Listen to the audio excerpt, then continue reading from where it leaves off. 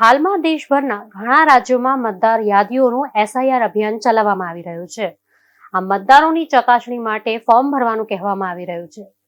આ દરમિયાન સાયબર ગુનેગારો એસઆઈઆર પ્રક્રિયાની આડમાં લોકોને પોતાનો શિકાર બનાવી રહ્યા છે. આવી સ્થિતિમાં વાસ્તવિક અને નકલી એસઆઈઆર પ્રક્રિયા વચ્ચેનો તફાવત સમજવો ખૂબ જ જરૂરી છે. આજે આપણે વાત કરીશું કે સાયબર ફ્રોડ જે કરે છે તે સ્કેમમાં લોકોને કેવી રીતે ફસાવે છે અને આ સ્કેમમાંથી બચવાના કયા રસ્તા છે.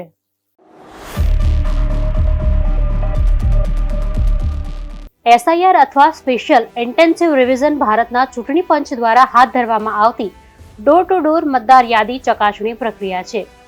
ઈસીઆઈ અનુસાર આ ઝુંબેશનો મુખ્ય ઉદ્દેશ સંપૂર્ણપણે સચોટ મતદાર યાદી બનાવવાનો છે, જેમાં દરેક યોગ્ય મતદારના નામની યોગ્ય ગણતરી કરવામાં આવે છે અને કોઈ પણ ડુપ્લિકેટ, નકલી અથવા અયોગ્ય નામને બાકાત રાખવામાં આવે છે.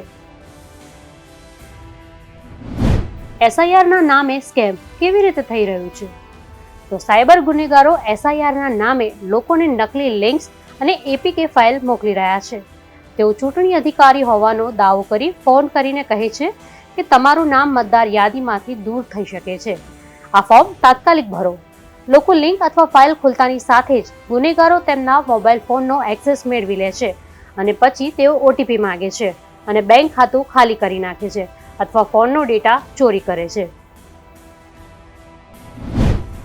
એસઆઈઆરના નામે સ્કેમર્સ કઈ રીતે માહિતી માંગે છે? તો સ્કેમર્સનો હેતુ યુઝર્સની ઓળખ અને બેન્કિંગ ડેટા ચોરી કરવાનો હોય છે. તેથી તેઓ એસઆઈઆરની આડમાં સંવેદનશીલ માહિતી માંગે છે, જેમ કે પૂરું નામ, સરનામું, આધાર કાર્ડની વિગતો, મોબાઈલ નંબર, બેંક ડિટેલ અને તેના પર મેળવેલો ઓટીપી. જો ભૂલથી ઓટીપી આપી દીધો હોય તો શું થશે? તો ઓટીપી પ્રાપ્ત કર્યા પછી સ્કેમર્સ તમારા મોબાઈલ, વોટ્સએપ, ઈમેલ અને બેન્કિંગ એપ્લિકેશનનો એક્સેસ મેળવવાનો પ્રયાસ કરી શકે છે. આવા કિસ્સાઓમાં તાત્કાલિક તમારા બેંકના કસ્ટમર કેર નંબર પર કોલ કરો અને બધી ઓનલાઈન જે ટ્રાન્ઝેક્શન છે તે સેવાઓને અસ્થાયિત રૂપે અવરોધિત કરો. તમારા મોબાઈલ પરના બધા એકાઉન્ટ્સ માટે તમારો પાસવર્ડ, યુપીઆઈ પિન અને લોગિન બદલો અથવા તાત્કાલિક 1930 પર કોલ કરી ફરિયાદ નોંધાવો. જો કોઈ એસઆઈઆરના નામે સ્કેમનો ભોગ બને તો તાત્કાલિક શું કરવું જોઈએ? તો જો તમે એસઆઈઆરના નામે કોઈ પણ ઓનલાઈન છેતરપિંડીનો ભોગ બનો છો તો કોઈ પણ વિલંબ કર્યા વિના તાત્કાલિક પગલાં લો. બેંક, વોલેટ કાર્ડ અને જે ટ્રાન્ઝેક્શન છે તે તાત્કાલિક બ્લોક કરો. કસ્ટમર કેરમાં કોલ કરો અને કાર્ડ, યુપીઆઈ અથવા નેટ બેન્કિંગની સેવાઓ બંધ કરો. કોઈ પણ અજાણી એપ્સ જેમ કે SIR.APK તાત્કાલિક અનઇન્સ્ટોલ કરો. ફોન રિસ્ટાર્ટ કરો અને જો જરૂરી હોય તો ફેક્ટરી રીસેટ કરો.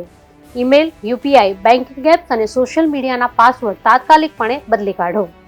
તાત્કાલિક સાયબર ક્રાઇમ હેલ્પલાઇન 1930 પર કોલ કરો.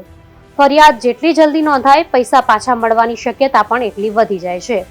Screenshot, call record, message, links વગેરે જેવા પુરાવા અપલોડ કરો અને તમારા નજીકના સાયબર પોલીસ સ્ટેશનમાં પણ હાજર કરો. તમારા પરિવાર અને મિત્રોને તમારી સાથે થયેલી છેતરપિંડી વિશે જાણ કરો, જેથી તેઓ સતર્ક રહી શકે છે.